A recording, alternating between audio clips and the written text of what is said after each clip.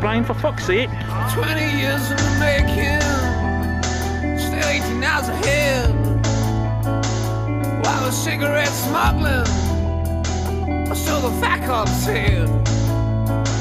She's my friend with the long hair, he plays a bongo drum. The fat cop didn't listen, no man, he just a twiddling his thumbs. I can use something at all, I don't know, you know. She kinda looked at me different, and I said, what's up, man? Just can't tell you a story. How's that sound? Dusty. Aye? Yep. What day? If we get a quiet moment, it might be alright. What day? Probably no, but if we get a quiet, we're figuring out what we're saying first. If you can hear what's happening, then that's what's your head. Huh? How's it sound? Huh? Good? Aye. Hello and welcome to the fun city of Dundee. Oh, lovely it is. Beautiful city, beautiful view. The home place of our darling Billy Mackenzie, Dundee's greatest export. We'll be asking a few people about Billy Mackenzie today, but the real thing we're talking about is the Scottish games industry. We'll just wait till this van passes. So cut this bit out. Right, We're talking to some the games title of this industry. thing, this needs a title. The title, we'll put the title in later. It's a Consolevania thing about Scottish, about the games industry in Scotland. You can say a bit. What? No, you can say a bit. We will be speaking to lots of games industry people because there are lots of them in Dundee, from the mobile phones to the other big ones on the 360 and stuff. And showing us, and we've got to show us around today. We've got Brian Baglow who has come in. Right, yes. He's going to be showing us around. He's a PR man, but on this occasion we're going to let him help us. What day do you think? Keep it running in case I think of something funny. What time is it? Shh, I'm thinking 6 o'clock.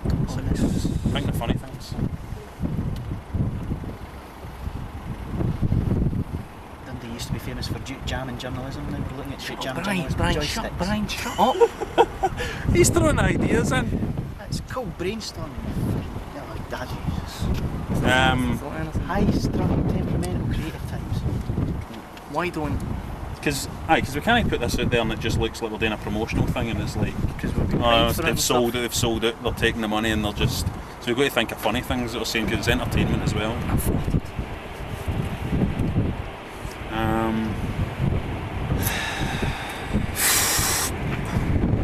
Now what am I gonna do? My baby left me out of blue. I got a big space in my bed. It's like a big hole in the head. I need to get. We can make full screen so you can get nice, looks all nice and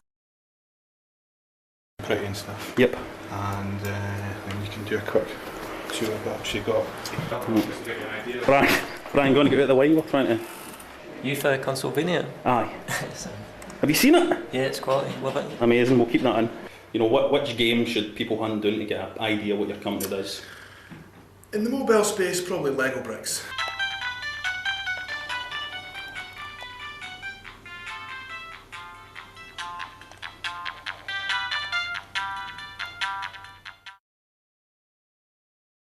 Just tell us a wee bit about your company and what it is you do here, what it is you're working on. Okay, cool. Yeah, we're Tag Games and we're a mobile development studio specifically right now. We're concentrating on mobile in 3D, 2D, Java and Brew technologies. Yeah, I think one of the biggest challenges developing for mobile is just the spectrum of different devices that you've got to develop for. I'm going to ask about my mobile phone now to see if I can get games on it. My mobile phone is a Sagam or Sagam one. Can you put your games on this kind of phone? No. No. I'll try this seat. Comfy seat. What company is this? Dynamo. Dynamo? Try and sit down. Because a seat is an expensive seat. I don't know. What must be? It's for Brian. Jeez, what's up? Good, isn't it? Is that like the boss's seat then? He likes that. What are you sitting on? What kind of seat have you got? I've got the Ah, shit Kia on you've seat. got. That's amazing, that seat. Like that, relaxing, and then you just get back to work. Just, you can stretch on the chair without even moving. So I'd recommend it to all games developers. Perfect. What can you tell us about, just tell us a wee bit about the company. Yeah, we're 4 years old now. We've done a few titles. Chapman, we're going on to our 5th iteration of that. Countdown, which was our first own licence, and that went out in March this year. What's the biggest word you know? Supercalifragilisticexpialidocious. Is that in the dictionary, Brian? The Disney dictionary, yes it is. Comedy for Brian. And now we're busy working on the Crystal Maze as well. Right, that's really exciting for anybody that watches Consolevania because we're all big fans of the Crystal Maze. Brian, you're in the way. Sorry, Ryan. Come get him. Hold on, I've not got my glasses on. Oh, there he is. Here, do you want me to do my impression? I'll do my impression. Brian does an impression of Richard O'Brien. Go. Well, what do you want to play?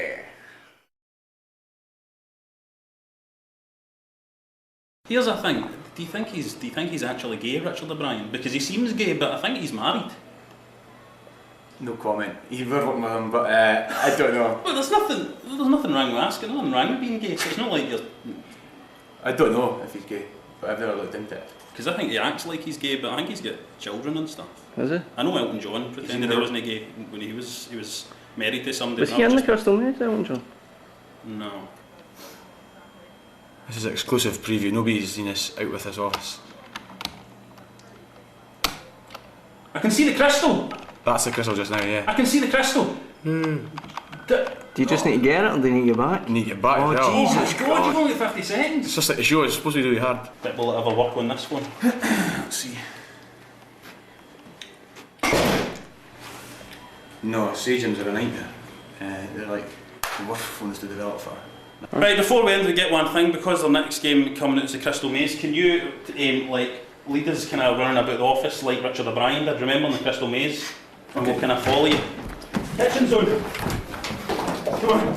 Kitchen.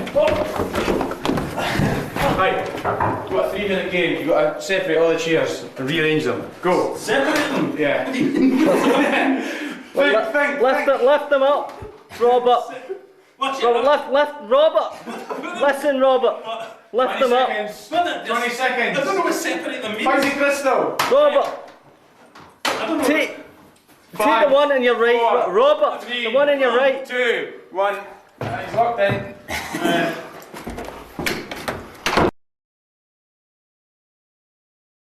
This is us outside the Radio Tay building.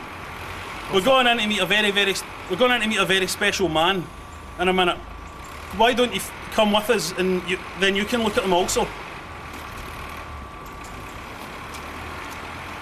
Right, we can't actually go in because we shot this bit. We shot inside before. The receptionist will not let us in. Games.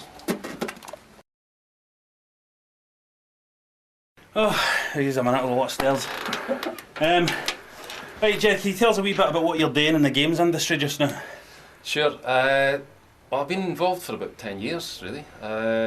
Obviously, I had a career in pop music before I came into Right, games. we need to stop there because I was going to bring it up if he didn't bring it up, right? But he was in Danny Wilson, right? Which is just, and I mean, well, everybody knows it. Anybody who watches our show knows how much we like Danny Wilson, and we've used their music without permission in the show before and stuff like that, you know what I mean?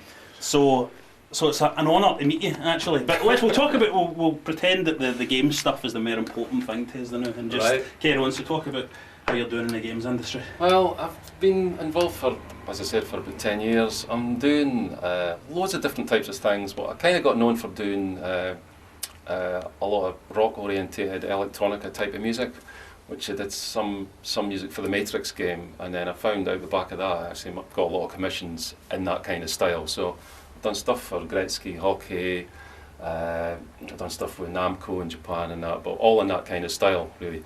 But I mean, there's never a dull moment. You get, orchestral stuff, you get comedy stuff, So it's good from the point of view of writing music that you get a chance to try out loads of different styles as well. And so would you say it's quite a fulfilling thing for a musician to work in the games industry? I think it is, aye. I mean, also I'm really interested in how, through games people are getting involved in finding out about new acts and new artists.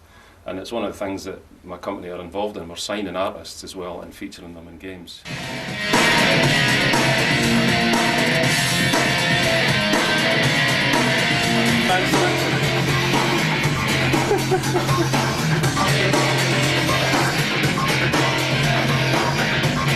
Get a shot of the wee meters going round.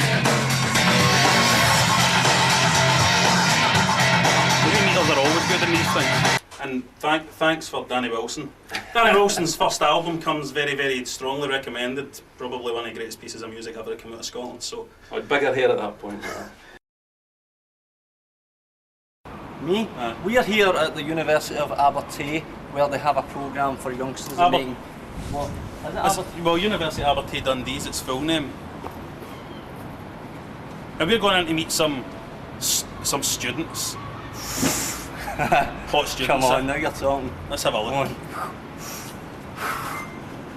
Don't kill anybody, remember. Yeah. The problem is I never brought scissors to open up the... Have you not a knife or something? Have you not a pen knife? Try a pencil. No. I hope this is fucking really Stab it with that. Everybody's staring. They're all staring at us. That was a good pencil. Right, turn it off. Turn it off.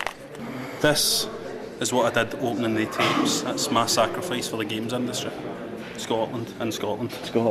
Remember to say Scotland. That's my sacrifice for the Scottish games industry. Games, that's good. Funded by Scottish Enterprise. Aye, very good. It's good.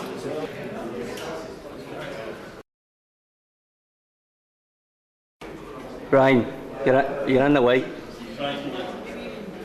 Welcome to the place. I can't, Rab, you'll have to speak up. What? You'll have to speak up. I can't hear you. You'll have to, hold on, I'll come down.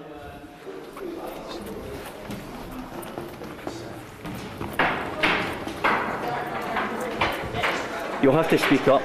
All right. Right. 2 seconds.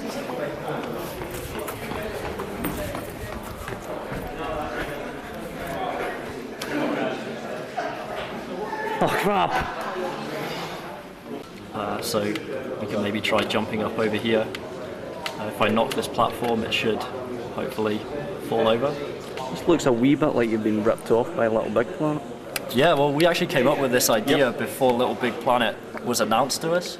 So we were sitting, we applied to this competition back in December. I think Little Big Planet was announced in like early spring. But you're suggesting this for Xbox Live Arcade? Yeah, it's quite... Well, you've targeted the successful system then.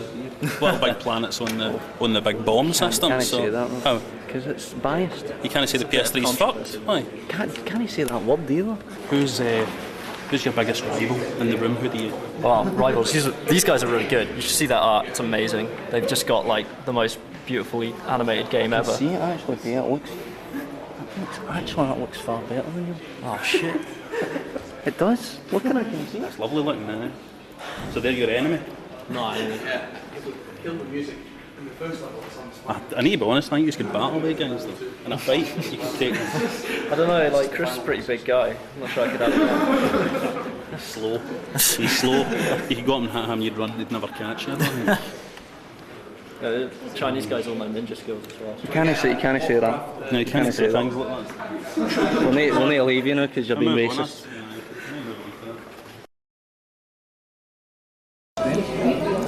Yeah, no, the screenings are free. The screenings are all free. The consumers get in, absolutely. That's what I'm saying, it's not been made very clear on the website. That No, the thing is, the problem is, the website's only listed the trade side of things. They want folk from the big publishers and the big developers to go along and pay 150 quid.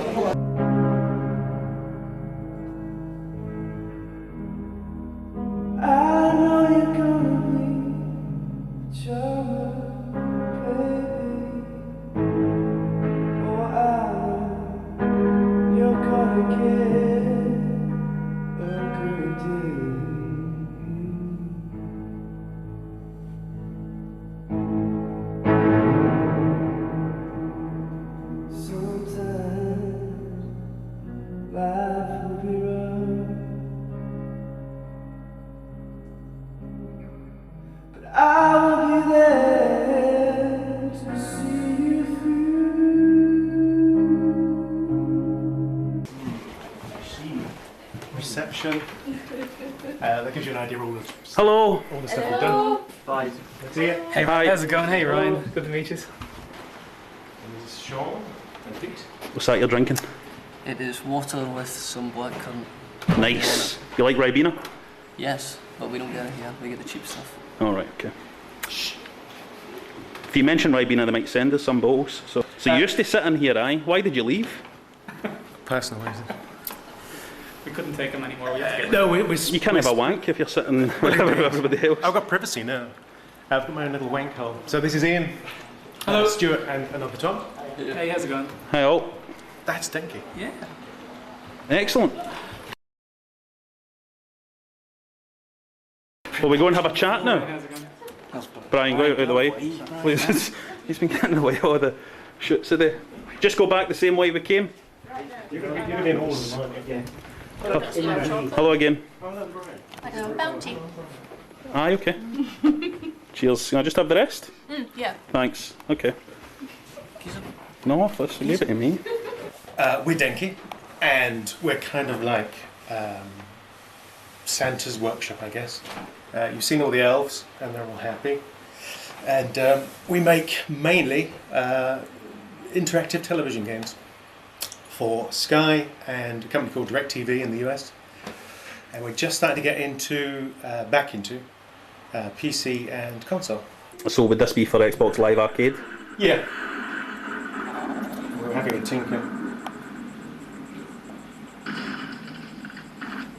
So we start with a few things that we kind of liked, like this. Which you may vaguely recognize.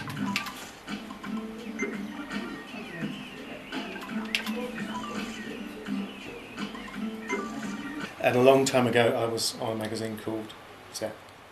See, you were kind of downplaying that there, the fact that you were on Zap. Because it's a long time ago. Yeah, but it's something to be proud of, surely. Oh, very proud of that. It was a long time ago, but it was good fun. Do you think Zap gets the recognition that it's due these days? In some circles, definitely. Definitely. I still get recognised on the street. Could you possibly recreate your pose for us from your wee photo caption thing?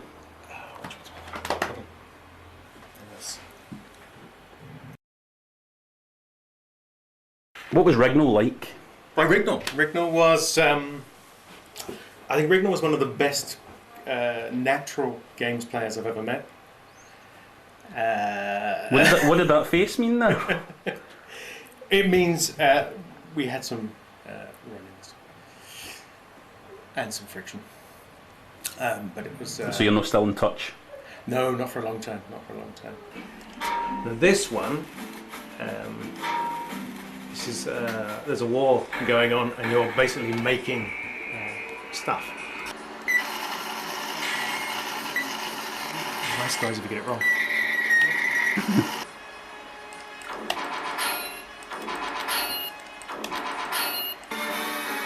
So we're going for a sort of Neo Geo-ish style, I suppose, is the best way of describing it. And also moving it back into 3D. A lot of the guys here did 3D before, but we just have to get back into it because all the work we've been doing up to date has all been 2D on the set-top boxes. Yeah, so you can see that one fared okay. No, it does. That was good. And then I get a medal. Because we've seen a few real fucking stinkers today. I think that one thing I would say about a lot of the games that we've seen today when we've been looking about has been quite a lot of them seem to look like they'd be a good fit onto the Wii. Just same kind of sensibilities there, like that welding game you were showing us there with the welding riveting would be like perfect for the Wii. And we're inspired by that, and also it's because it's not so much the casual game space, it's a stupid term in itself, but it's the way Nintendo's kind of come at it with this. It's almost like they're not targeted an audience, but at the same time they've just gone, we're going to make games for our mum and our grandkids and our nephews, and they've kind of targeted almost specific people, and they've just made. I mean, it's the fact that you can pick up a Wii game and play it with the huge generation gap from sort of 3 and 4 year olds right up to people who are about to fall over and die. That's fucking exceptional. What a fucking bleak. Are you enjoying it? Have you still got the passion for it? Yeah, it's good fun. I want to retire in 12 years' time. So what is it you're working on just now? What's your next thing? At the moment, we're working on a game for Pocket Shorts Scotland. We're working on a game called Reach for the Stars. Just some of the visuals here. I'm going here, you basically select a character, you're male or female here. And for one of the wee girls here. Some fairly nice looking women. Mixed races. So what race are you going to go for? We'll go for Careful now. A wee bit of Latino stuff, yeah. A wee bit of Latino. There we'll go, you could give her a hairstyle. Black hair, it's going to be jet black. Oh, I like that. You like the pigtails? There's also some spiky numbers here. No, pigtails. Toad for Mario Kart. Pigtails, boys. Aye. Pigtails. Blonde, black. Aye. Pigtails. Aye. Okay, we're going for the pigtails. Blonde, black. Black pigtails, I think. That. Aye. Okay, we'll give her a wee name. What do you want to call her, Ryan? Slave. Slave? Can we call her slave? Certainly. Was that like a sex slave, Ryan? She plays her shirts, right? And can you get like skimpier clays for her to wear? Can you get like some skimpy gear in there? Well, you can go in here. I'm not too sure how skimpy it is. You can go for a wee bit of a rock chick here, or you got like a wee cowgirl. You might like that. A wee cowgirl kind of look. Got a wee skirt on that one. What age is this one? Brian, what kind of look, a kind of cowgirl look do you think we should have on Slave, or should we have?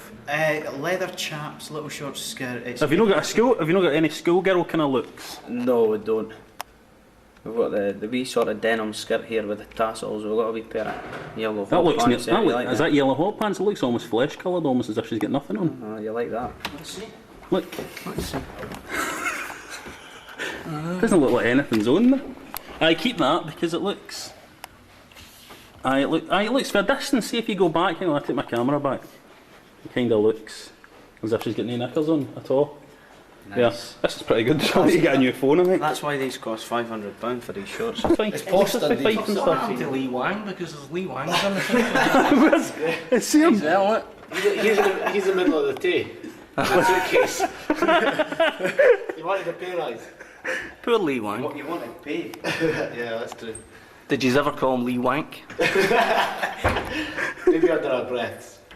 No, we got on with everybody. That's kind of the good thing about the mobile space here. Everybody meets up now and again, kind of gets together and passes ideas off each other and see how each other's getting on. The doors are open if we go along there to tag or whatever it is. See, that's why there's no games industry of any real notice. Well, that's why it's all happening up in Dundee, I think, and there's like far less happening somewhere like Glasgow, because they'd be fucking running battles in the streets and all that. Each other. There'd be knife fights and everything in Glasgow if it was. Well, somebody comes out with each other starts similar game, then it might happen here as well. Aye, because you need to fucking protect your IP. That's my fucking IP, you bastard. I mean, you need to. So it's like 45 minutes we're waiting, you'll not join us, that's what's happening. Nice. Hold on, I'm zooming in.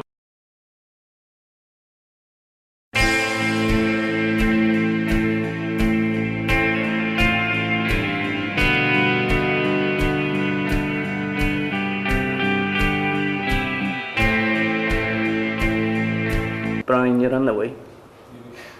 Brian, we're here at Real Time Worlds now, in this big, spacious, massive, beautiful big place. Let's find out a wee bit of information about the company. What can you tell us about the company, Real Time Worlds? The company Real Time Worlds, well, we started about 5-6 years ago. We started off as a smaller company as part of Rage, and then we've expanded ever since then. Dave took over the company, started up the company from Rage, and set a game in motion with Microsoft, which ultimately turned into Crackdown, and that helped to expand the company up. Become 170 plus employees now, 3 large games on the go. The success of Crackdown's helped us to really, push ourselves onto the market and be in everybody's, a portfolio for games, and now we're we're the size we are now, nearly 180 people. You mentioned 3 games. What are those 3 games? Can't say an awful lot about one of them, but we've got the Crackdown franchise. It was the first one, and then we've got APB, which you'll probably know a bit about anyway, which is coming on fantastically well, and it's just getting better looking and better playing by the day. The other one is a big, massive project that we can't say much about, but it's going to be pretty hardcore. Is it a secret, this third unnamed game? Is it for any particular console? I imagine it'll be Xbox 360 probably? We'll work out the details. I'm not going to tell you too much about that one because it's such a massive shake. It's because it's something that we're doing that's typical of the company. Innovative, new, scary, risky, but fantastically large scale.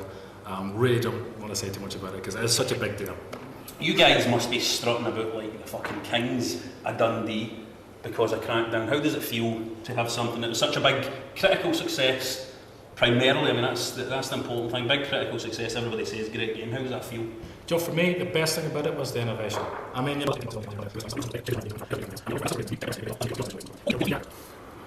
let's get back to APB just for a second. Exactly. Tell us what you can tell us about APB, because I still think that because everything's so kind of secretive about it just now, there might be a lot of people out there that don't even know that it's coming. So what can you say about it? It's a massive. It's a massive. It's going to be a AAA thing. I mean, it's completely groundbreaking in the terms of technology we're using and the kind of gameplay techniques and stuff that we're doing with it. There's not a lot I can really say about it because we really want to explode onto the market and really. Shit all over everybody else who's out there doing the same kind of stuff. So I don't want to kind of blow our big day, and tell you too much about it. No, I'm not going to get him. He's too crafty. Go online, have a look. I mean, there's some gorgeous stuff out there to be seen already. I mean, you can extrapolate from that about where we're going to be. It's been said today by a few people that we've spoken to that Scottish developers don't blow their own trumpet enough, unlike American developers. So you know what? Blow your trumpet if you've got to go into blow, and we kind of hang back because we think that sometimes it's better just to explode onto market and do something that's completely blows everybody away. I mean, you look at what happened to Crackdown. We didn't, go out and shout our mouths off about that, but now we're getting compared to GTA. Can you even maybe draw us a wee illustration of something that's maybe influenced by or has something to do with APB? I could draw a stick man for you. But just something vague that people that doesn't even necessarily need to mean anything. It could be a bluff, just so that people on forums are like, "What does that mean?" They'll be talking about it for like months. You know what forums are like? I've ever seen. Just a wee illustration, just a wee sketch, or like something that might. Get on the website. There's some beautiful stuff there. You don't need me to show you. You can go and see it yourself. Right. Could you maybe use a random selection of numbers that people might think it's a code that means something about APB? Fantastic game. That's about as much as I can say about it.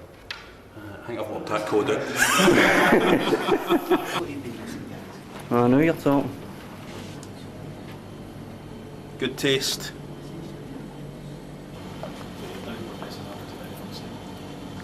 Brian. I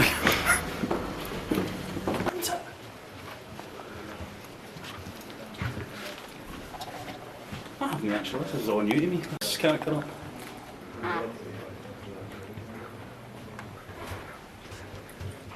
Have you got a plaster in there, by any chance? Because I cut my finger earlier. We're not going to apply it for you though. It's really so close we're going to get. Are these either? Right. Maybe this will maybe shut them up. It's been going since lunchtime. Oh, this is stingy. Cheers.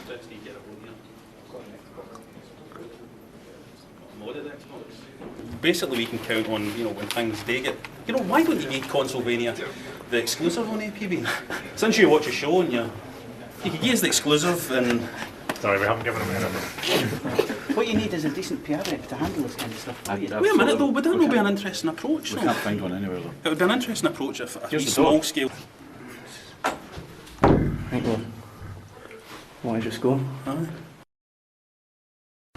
See that? It says like a spaceship. Huh?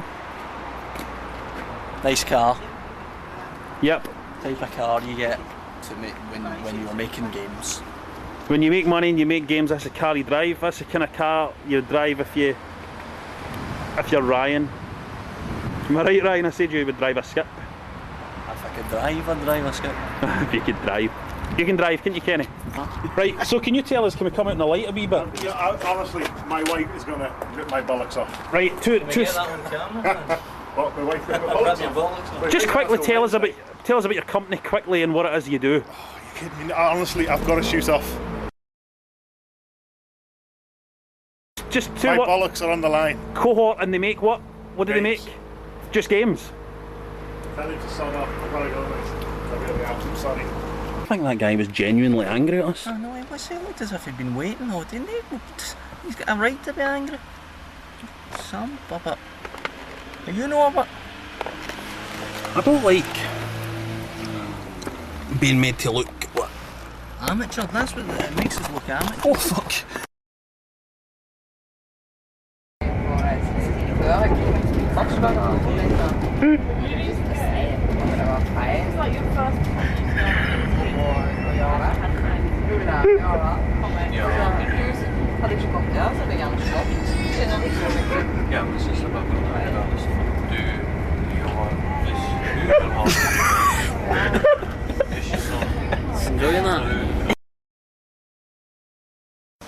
Well, I'm Chris Peck, Managing Director. I'm Elsa Bates, Operations Director of Outer Light. Outer Light started 4 years ago. Chris and I, along with another person, started the company. We spent the last 3.5 years making a game called The Ship, which was our own innovative IP product that we made, which you can see behind us. I don't know whether you can see that. We've literally just signed a deal for the sequel. We signed it last week. So for most of this year, we've been thinking about the sequel, thinking about art style, thinking about what the game will be. And this last week, it suddenly got very hectic because we're actually now kind of in progress of actually doing it. So yeah. Will the sequel be distributed in the same way? No, this has been signed by quite a large publisher that we're not able to tell you who they are right now because it's currently confidential, but we will be able to in the future. They're a very big publisher and they've signed the full product, they'll fund it, etc., and they'll distribute it. It'll be on PC, Xbox 360, so that's really good news to be on the consoles finally. Yeah. So. There's plenty of good titles, as it were, coming out of Scotland, so it's not like we're rubbish at what we do, we're actually really good at it. We've done the same thing, got critical acclaim. Across the globe. We haven't had a single bit of press in Scotland, I don't think. It never appeared in any Scottish national news. Consolevania, Consolevania, they were good. I like them. Consolevania are good guys. I can't understand a word they say. Brian, there's a time and a place, Brian. And who would you say is your favourite between the two? Who's your favourite games? Who's your favourite designer? For me, it's... No, I mean it's a multiple choice. Who's your favourite designer? Is it George at Asda or Cherokee at Tesco's?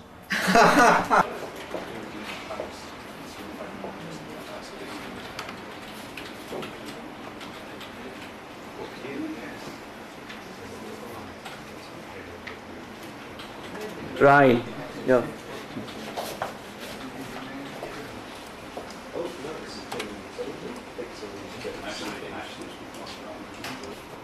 think that this is maybe this is like old school visual effects, isn't it? Like we can get the ripple technique. Brian and short one. Yep.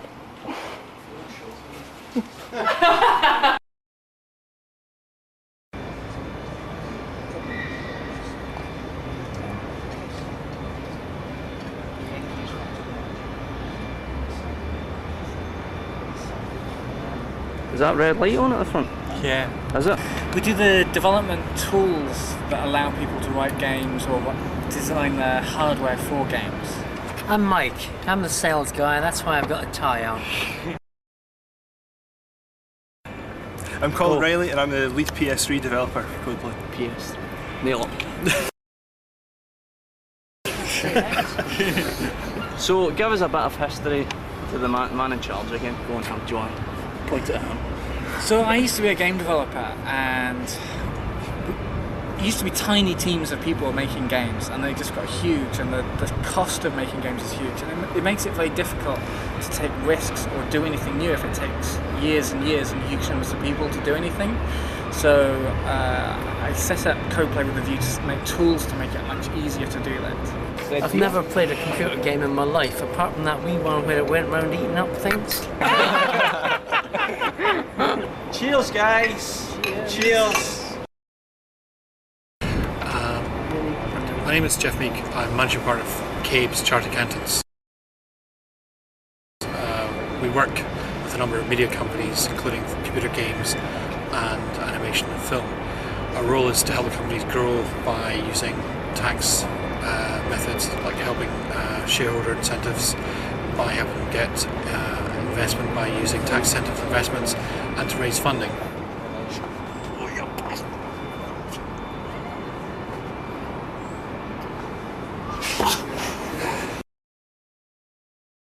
I've risked everything I've had pretty much year on year since like 1998. Every time, basically every year, every project we do, it always seems to get to the point where it looks like my ass is, on the line for everything I own, and then we pull it out of the bag, and then it's all pull okay your ass again. out of a bag? Yeah. We do business development, manage the projects, and let video game developers develop. But what we do is we do design the product that we expect them to perform. I guess that's probably one of the things that differentiates us from your sort of regular publisher, is that we're actually video game developers. So we're not purely about marketing. We actually can come with a finished software engineered sort of blueprint for a product. The point has been made that games like Crackdown and Grand Theft Auto, probably your average games player, or certainly your average American games player, wouldn't know that it was produced in Scotland, that game, but within the industry you think is renowned? Well, I think most of the sort of key guys would know that it was made here. But frankly, the video game industry is full of a lot of people who are not inherently knowledgeable about the video game industry. Like they work at it and they do their little bit, but they're not massively knowledgeable about the business itself. If a film gets made in New Zealand, we all know about it because it's across all the mass media press. If a game gets made in New Zealand that's a big game, then nobody mentions it. It doesn't seem to be newsworthy. It doesn't even get into the newspapers. It doesn't matter if it sells 50 million copies. It's it's not perceived by the Sun to be interesting. We're kind of like rock and roll, but without the sexy to take a photograph of. So we get all the negative stuff that rock and roll would get, but without any positive stuff. Always on edge, she can't stay calm.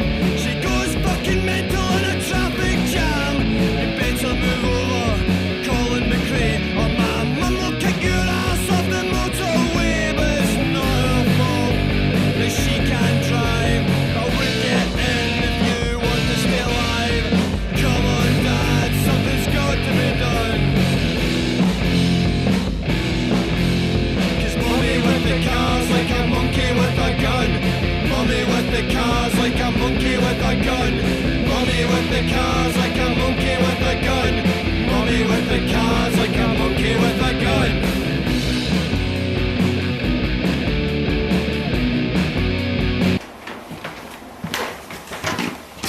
Double bed, I see, that's the main bedroom. Yeah. What's your son? Yeah, I'm Brian Hackett. I run Claymore Games. We've been a mobile development company for about 3 or 4 years now.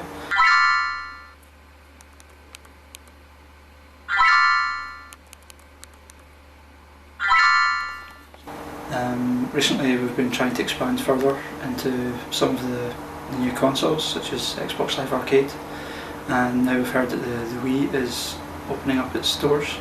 We'll be taking a look at that. My name's John Sykes, I'm the CEO of Play Technologies, one of the new game design companies in Scotland. Play Technologies has been going for 3 years now. We've got our first game coming out this year, and we've got Flux coming out next year. Flux is a game where you travel back and forward through time, pass elements through time. We've got time portals all over the place. What you're trying to do is press the red button to make sure that you can jump into your next time zone, always trying to get back to the time zone where you first started from. Not unlike Quantum Leap, trying to play on the old space travel genre like Back to the Future, you've actually got an element where lightning will strike and you've got to make sure the thing's in the right space when lightning strikes, otherwise you're not going to be able to get home. It's that kind of game. Creativity often comes from having to struggle and make things happen. But we've been through times in our company where it's got to the point where you just wonder whether it's all worth it. And you really wish there was actually somebody there who could just give you a hand even in advice, telling you where to go. I think this happens perhaps in Dundee more than where I'm based in Edinburgh, but I think there's a lot more that could help us with getting our hands on certain technologies and just knowing what's out there to help us get along in quite a tough environment. The games industry in Scotland's actually doing okay. We had a few big casualties the last few years, and a lot of people thought it was game over, if you'll pardon the pun. But that was a global thing. Loads and loads of big games companies shut down. Scotland suffered the same way, but what's happened is a lot of wee companies have come out of that, and they're setting up, they're looking at new areas like mobile gaming, casual games, digital TV gaming, all of these new channels, you know, and things like Xbox Live Arcade and the online channels from the PlayStation 3 and from the Nintendo Wii are going to be more exciting in a lot of ways than the actual consoles themselves over the next 5 years. So all in all, I'd say we're doing pretty well. Do you want us to interview anybody else, or are you just going to talk for the whole thing? I know, that was quite long, that bit. Okay, Scottish games industry. I hear it's out there. Okay. Has anybody done any damage to the Scottish games industry, do you think? That's a good question. If anybody, it probably itself, in that it's probably quite. It's not as arrogant as Americans. That's the problem.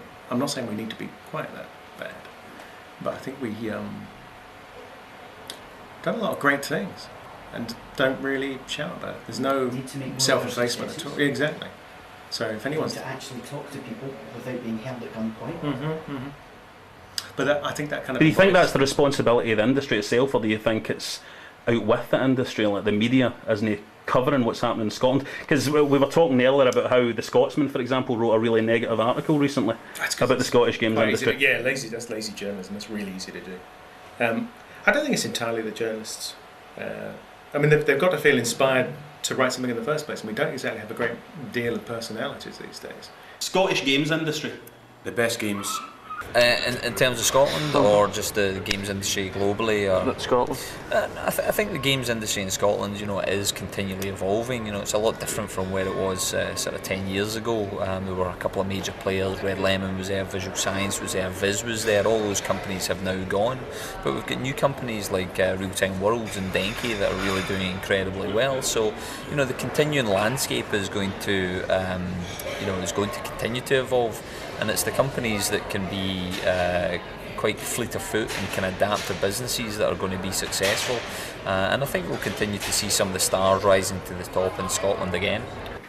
Word association, Scottish games industry. Innovation. The British government doesn't understand the concept of supporting the games industry. One of the reasons I'm in Canada is, look what the Canadian government do. They have started an industry in Quebec, I live in Montreal, through government subsidies and credits, which have reaped huge benefits for the local economy, because although they have invested in tax credits, it has repaid itself time and time again in the government's coffers. Britain needs to wake up and smell the coffee and start actually funding an industry that Britain started and is now losing to all the other places that fund it. So I think they could do a hell of a lot more. Edinburgh's a hard place to have an office. You don't have. I'll just say it's a harder place to have an office. All right, suit yourself. I don't want. It's being paid for by Scottish Executive. I don't want them to sit there and slag off any. Well, love myself. Really? All right. That's why we're asking. I'd have said that companies in Dundee have a lot more support than other areas in Scotland. I'd say that. Edinburgh's capital city. They don't need any more companies coming in. They want to get companies moving out into different areas of Scotland. Edinburgh's already got its powerhouse. It's all about money. It's not really about investing in small, creative, new media companies. It's not their bag. It's not what they're into. The Scottish games industry.